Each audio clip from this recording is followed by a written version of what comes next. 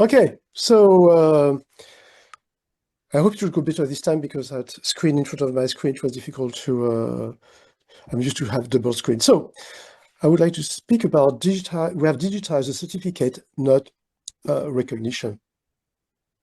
So what we have done so far, we have digitized a certificate, which is the artifact, but not recognition, which is the practice. So, and in fact, what we have done more specifically, we have digitized a certificate, which is one recognition artifact aligned mainly with formal recognition processes, which is one of the recognition modalities. So when we were observing what was happening with badges a few years ago, I created this framework, and what we could see at the time was 95% of badges were created in the conformance space. Very few in the inclusion, autonomy, and emancipation was not there. And I think this was very interesting to understand what kind of practices were developed, whether it's about conformance, inclusion, autonomy, or emancipation. What we did recently, we produced a standard.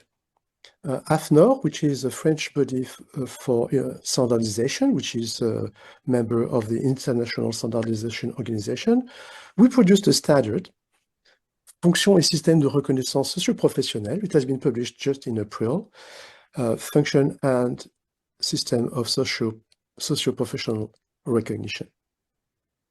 And the story of this standard comes from far away. In 2016, we published the Bologna Open Recognition Declaration. In 2024, AFNOR announced the launch of an open recognition working group. To have a standardization body inviting us to start to work on open recognition was quite interesting.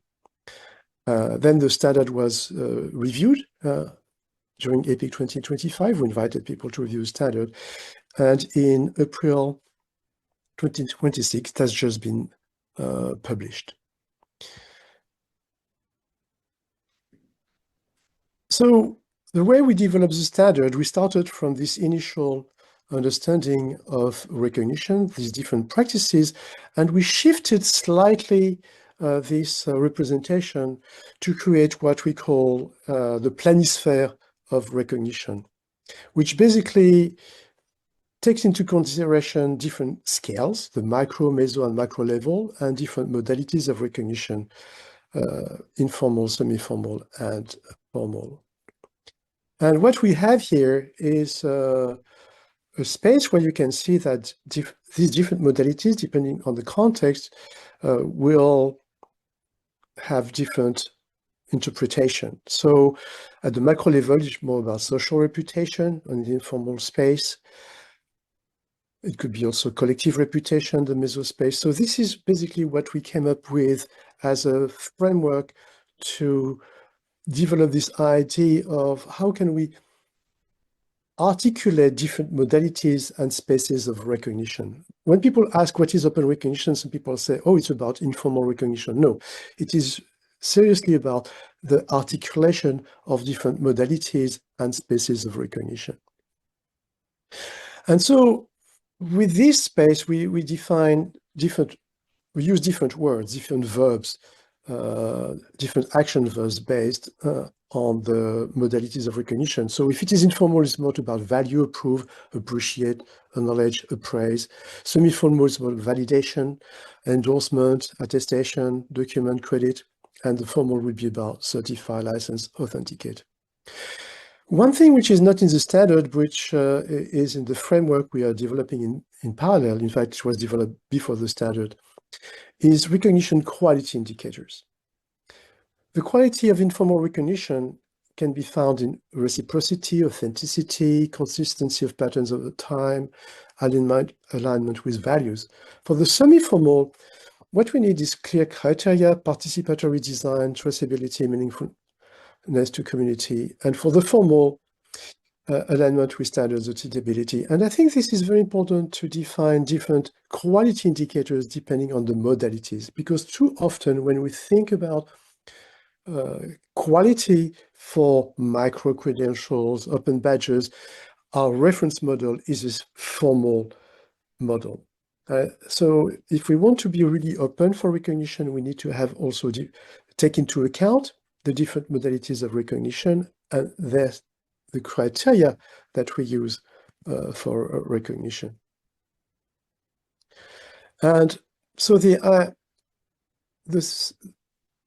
formal standard we have produced, which includes informal recognition, which is something important and a bit like an oxymoron, but informal recognition is critical for formal recognition. Without informal recognition, there wouldn't be formal recognition. Well, we can maybe discuss that a bit later, but the idea at the macro level is to support systemic dynamics of recognition. At the meso level is to foster collective recognition dynamics. At the macro level is to enable each individual to feel legitimate. And the impact we aim for is social cohesion at the macro level, trust cooperation at the meso level, and emancipation at the macro level, empowerment, identity building. So if we want to build something holistic about recognition that take into account these different level of recognition, different modalities of recognition, what we're building is a socio-technical ecosystem. And if we take the figure as showed at the beginning about recognition practice and what we call the planisphere of recognition, recognition is a four-dimensional space with practices, infrastructure, which includes technology, context, and modalities. And this is the articulation within this four-dimensional space that will create the possibility to open recognition. So recognition is of fractal nature. At the micro level, a person explores a situation, discerns what matters, enters into dialogue with others, articulates meaning, and is transformed. At the meso level, the community explores shared questions and challenges, recognizes contributions and practices, articulates shared values and narratives, and is transformed. The society, at the macro level, the society explores collective futures, recognizes what it wishes to uphold or reform, articulates rights, norms, and institutions, and is transformed. So recognition is really about transformation. And so the question is, how can we digitize that? And it's not enough to produce digital credentials. It's not enough to produce badges. We need to create a system where people can be engaged in recognition. And so this is my invitation, is how can we design a system that will engage people in recognition?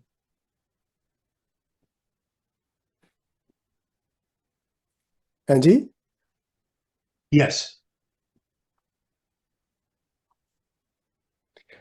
Is there any question or reaction or comments or... The standard is in French. You can order it. For the member of Reconnaître, it is 60 euro.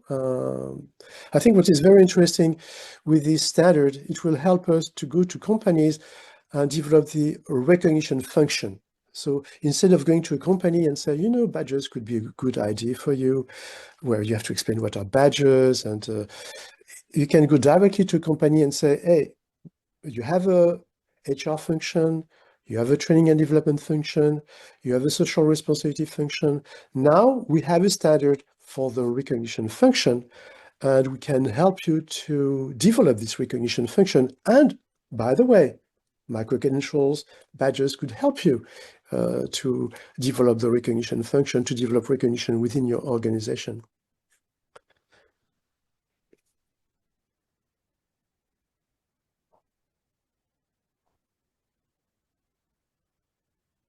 Come on, people, don't be shy.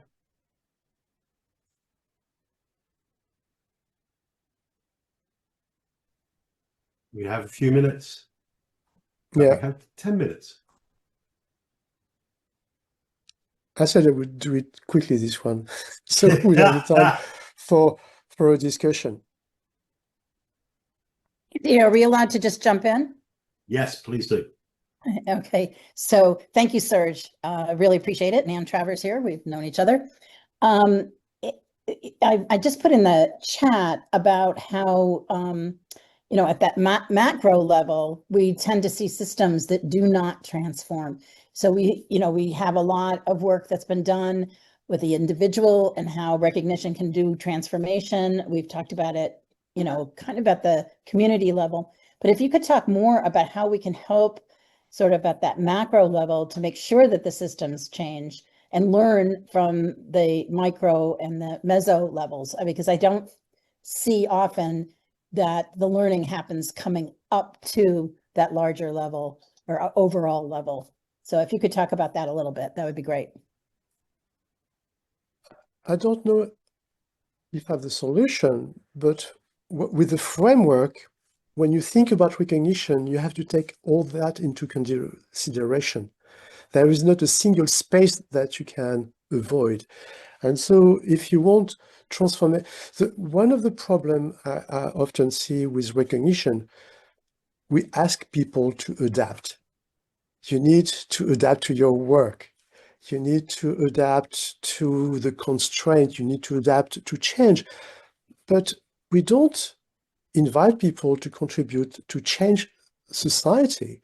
So basically, recognition is considered with individual at the micro level, maybe at the meso level a bit, but at the macro level, people have no say. And we all know that because what we call democracy is representative democracy, which is an oxymoron in itself. So I don't have the solution. I think what is interesting with the framework we have developed, it shows the whole picture of recognition, just like we did at the beginning with what I call the space of recognition with two axes, where we're able to analyze that why so many badges are in the bottom left corner. Why don't we have more in the upper right, or which would be about emancipation. So I don't have a solution. I think what we have produced is a tool that can help to analyze and explore the kind of solutions we could provide to have a change at the macro level.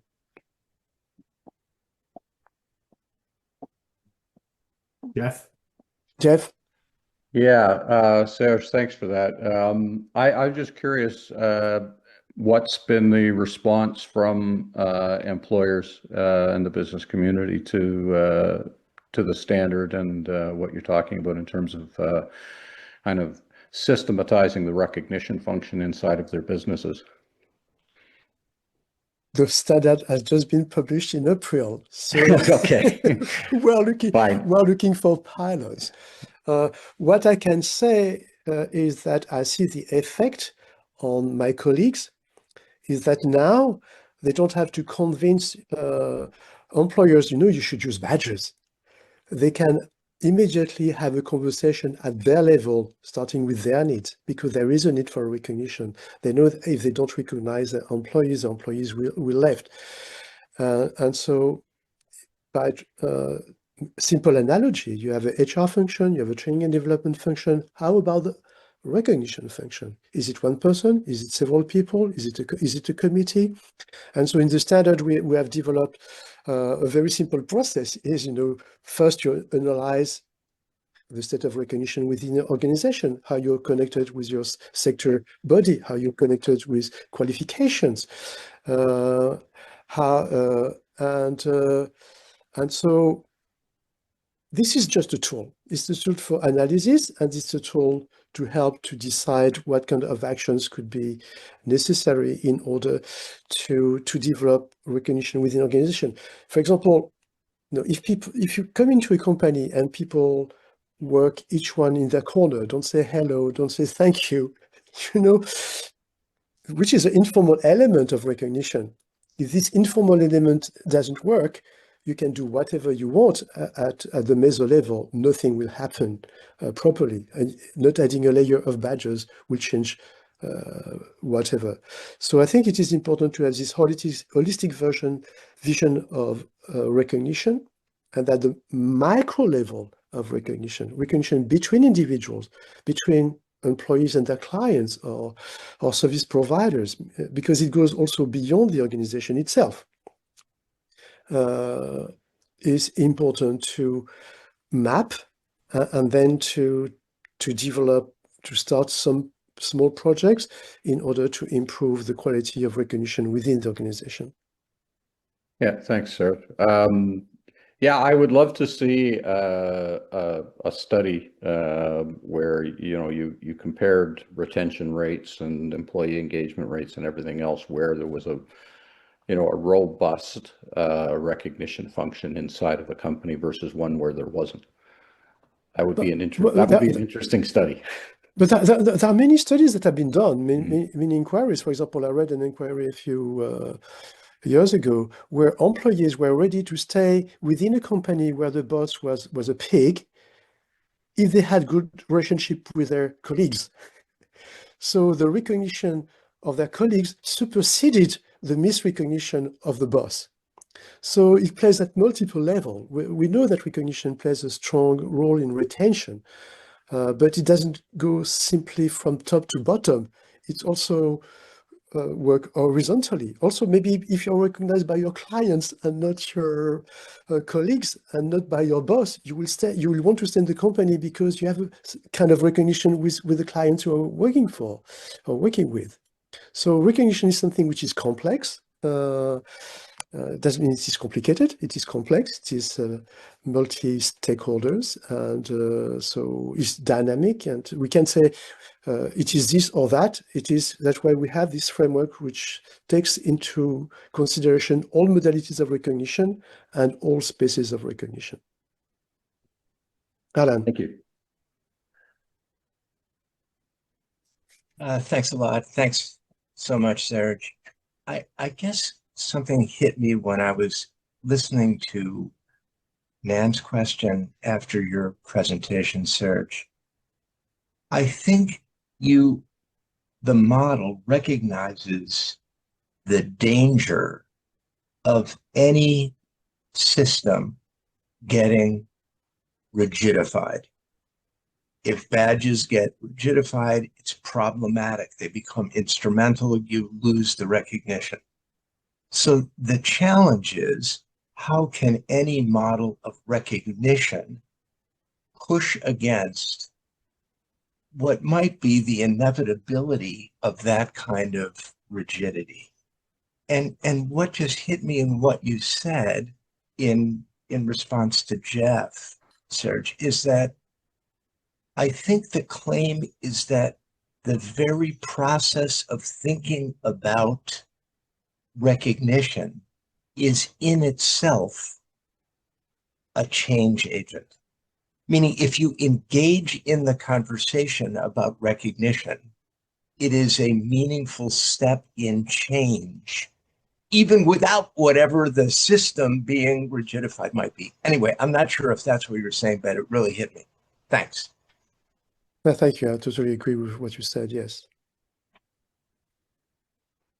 And in fact, one of the problems with badges is that you will start recognizing once the badges are ready.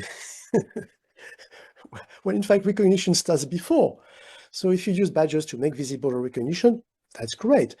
But if you say, oh, we need to design a collection of badges in order to recognize, that means first, there will be an asymmetry because there will be the designer, there will be people issuing the badges, while you could do something which is much more organic, where you involve people in the co-design of the recognition space.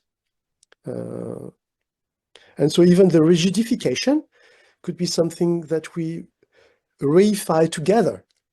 If we construct a system together, it's a reification, but this is something we have produced together. The problem is when the reification comes from the authority and they have an outbox and we don't have an outbox ourselves.